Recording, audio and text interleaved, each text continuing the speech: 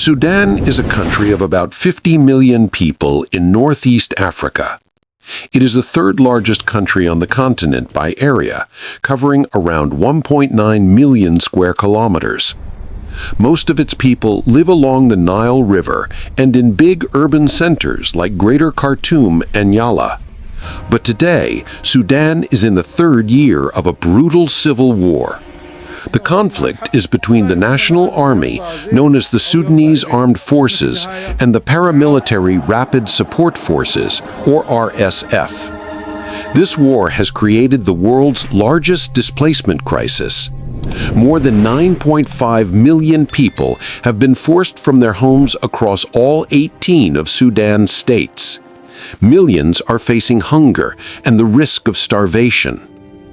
At the same time, Sudan is rich in natural resources.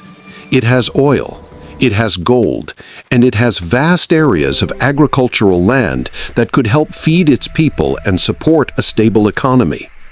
But control over these resources is divided between armed groups. Fighting, shifting front lines, and the breakdown of state authority make it almost impossible to use this wealth for the benefit of ordinary Sudanese. In this video, we will explore a crucial question. Who controls Sudan's oil, its gold, and its fertile land? And how does that control shape both the war and Sudan's future? To understand Sudan's resources, we first need to see who controls the territory. The Sudanese army holds much of the north and the east of the country. This includes the capital, Khartoum. It also includes major cities along the Nile and the strategic Port Sudan on the Red Sea. Port Sudan is Sudan's main gateway to the outside world. It's a crucial point for imports and exports, especially oil. The RSF, on the other hand, has consolidated control over large parts of western Sudan. In particular, it dominates the Darfur region. On October 26, 2025, after nearly 18 months of siege, the RSF captured El Fasher. El Fasher is the capital of North Darfur State. This victory strengthened the RSF's hold over Western Sudan. This is not just a military map. It is also a resource map. Army-held areas contain key ports, refineries, and important croplands. RSF-held areas contain many gold fields and oil-producing regions in the south and west. Control of land in Sudan is also control of routes, infrastructure, and revenue. Sudan's size and population help explain why these territories matter so much. The country covers around 1.9 million square kilometers. As of 2024, its population was about 50.5 million people. Most Sudanese live along the Nile River system and in urban centers. The Greater Khartoum area has a population of around 7 million. In South Darfur, the city of Nyala has nearly 1.15 million people. Beyond these, several other cities play key roles in Sudan's economy and politics. El Obeid has around 560,000 people. Port Sudan has about 547,000. Kassala has about 411,000. Gadaref around 364,000. El Dain around 265,000. El Fasher about 253,000. Ad Damazin around 186,000. Janina roughly 163,000.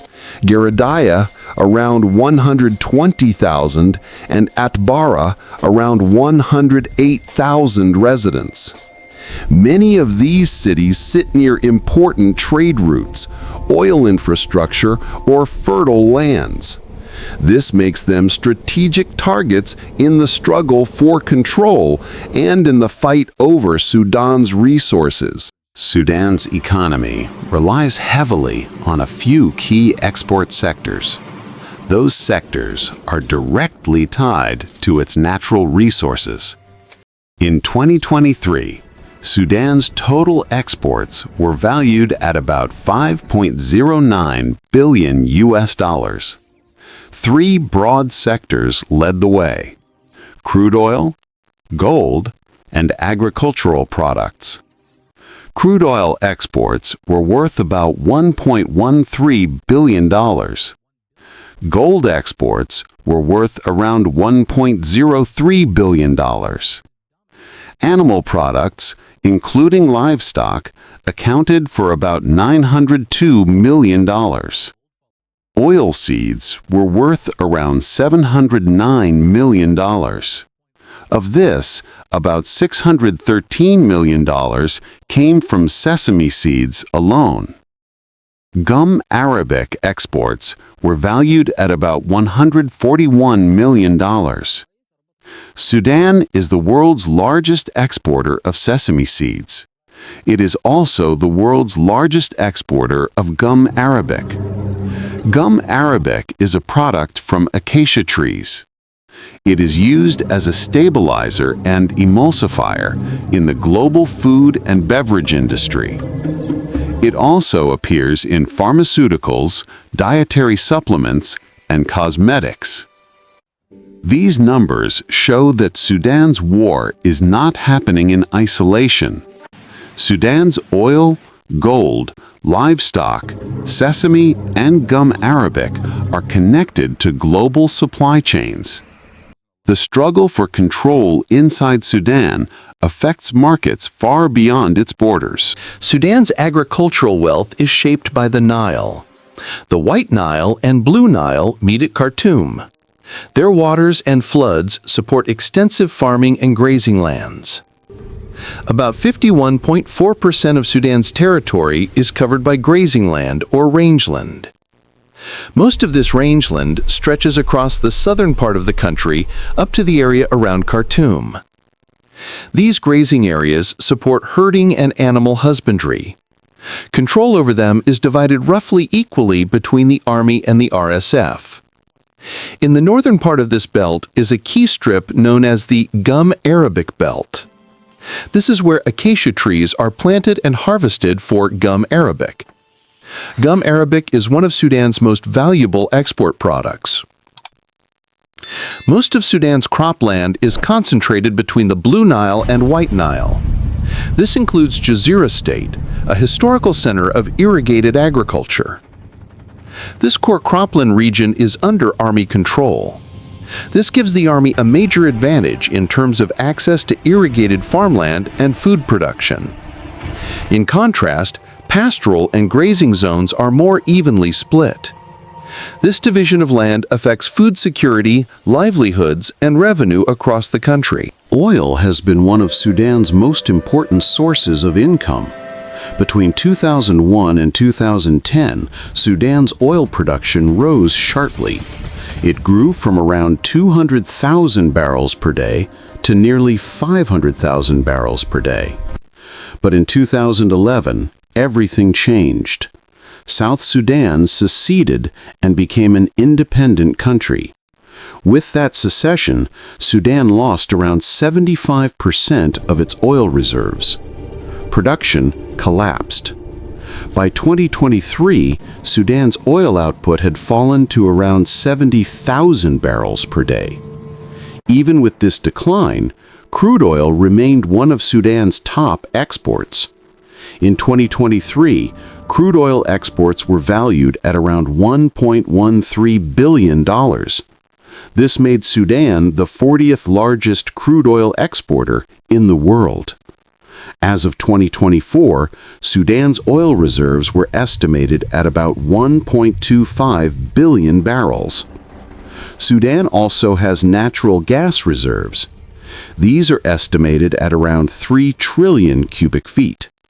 However, Sudan neither produces nor consumes gas in significant quantities. Most of Sudan's oil fields lie in the south, near the border with South Sudan. The oil sectors of both countries remain closely linked. Many of these southern oil fields are currently under RSF control. But the infrastructure that moves and processes the oil tells a different story. There are 5 refineries in the central and northern parts of Sudan. The largest is the Khartoum refinery.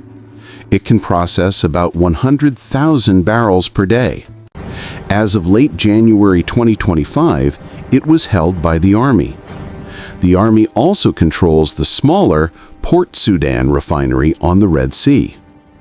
Pipelines carry crude from the southern oil fields to the Bashir export terminal, south of Port Sudan. This route is essential for both Sudanese and South Sudanese oil exports. The pipeline running from El Obeid to Port Sudan is mostly under Army control. This means the RSF may control many oil fields, but the Army controls the main refineries, export terminals, and key sections of the pipeline network. Both sides depend on each other's territory to move oil from wellhead to refinery to tanker. Even with reduced production, Sudan's oil still has international buyers. In 2023, Malaysia was the largest importer of Sudanese crude. It bought about $468 million worth of oil. Italy imported around $299 million worth. Germany bought about $125 million worth. China imported around $105 million worth of Sudanese crude. Singapore imported about $80.3 million worth. India bought roughly $51.4 million worth. These figures show that Sudan's oil continues to feed demand in both Asia and Europe. Even as war rages at home, Sudan remains connected to global energy markets. If oil is Sudan's traditional revenue base, gold has become a crucial wartime lifeline. Sudan is one of Africa's leading gold producers. Gold deposits are found across the northeast, the center, and the south of the country. Control over these deposits is divided. In eastern Sudan, most of the gold deposits are under Army control. In central and southwestern areas, gold fields are largely under RSF control. Much of Sudan's gold is extracted by artisanal and small-scale miners. This sector employs hundreds of thousands of people, but it mostly operates outside formal government regulation. Since the war began in 2023, control over mines and trade routes has become even more important.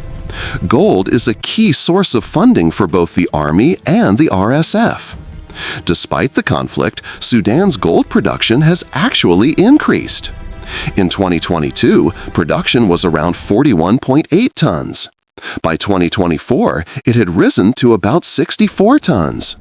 That is an increase of roughly 53% in 2 years. Legal exports of gold generated about $1.57 billion in 2024.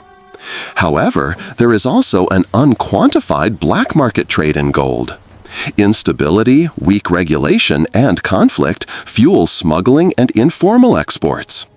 In 2023, more than 99% of Sudan's officially recorded gold exports went to one country, the United Arab Emirates. The value of these official exports was about $1.03 billion. So, gold is not only a domestic resource, it is deeply tied to international markets, especially through trade with the UAE. At the same time, control over mines and routes has become an essential part of the war economy inside Sudan. Who trades with Sudan? Sudan's exports do not only go to 1 or 2 buyers, but a few countries and regions dominate the trade. Around 80% of Sudan's exports go to Asia, about 11% go to Europe, and roughly 8.5% go to Africa. In 2023, the United Arab Emirates was Sudan's top trading partner. It imported about $1.09 billion worth of Sudanese goods. This represented around 21% of Sudan's total exports. Almost all of this trade was in gold. China was the second largest partner. It imported about $882 million worth of goods from Sudan. Most of this was in vegetable products. Saudi Arabia came next. It imported about $802 million worth, largely in livestock. Malaysia imported about $470 million worth, mainly crude petroleum. Egypt imported around $387 million worth of Sudanese goods with a mix of products. Together, these 5 countries account for more than 2/3 of Sudan's exports. This trade structure shows how Sudan's oil, gold, livestock, and agricultural products connect it to the Gulf states, to East Asia, and to its northern neighbor Egypt. Now let's connect all these pieces. On one side, we have the Sudanese army. It controls Khartoum. It controls much of the north and the east. It controls Port Sudan and the Red Sea coast. This means the army holds key ports and export terminals, major refineries, including the Khartoum refinery and the Port Sudan refinery, the core cropland zone between the Blue and White Niles, especially in Gezira, and many of the gold deposits in eastern Sudan. On the other side, we have the RSF. It controls large parts of western Sudan, especially the Darfur region. It has captured El Fasher, the capital of North Darfur. And it holds many of the oil fields in the south, near the South Sudan border. It also controls significant central and southwestern gold fields. This creates a split economic system. The RSF controls many sites where resources are produced: oil fields in the south, gold mines in parts of the center and southwest. The army controls many of the key points where those resources are processed and exported: refineries, pipelines, ports, and key agricultural zones. Neither side can fully exploit Sudan's resources without, in some way, depending on the geography controlled by the other. Oil from RSF-held fields needs pipelines and ports in army-held areas. Gold from remote regions needs routes, traders, and sometimes access to formal export systems. Livestock and crops must travel through roads and markets that often cross front lines or contested areas. At the same time, foreign buyers continue to purchase Sudan's oil, gold, livestock, and agricultural products. The links between Sudan's war economy and global markets are strong and ongoing. For Sudan to move from crisis to recovery, control over these resources will need to be tied to the needs of its people, not just to battlefield gains. Until that happens, Sudan will remain a resource-rich country whose wealth is locked inside a devastating conflict.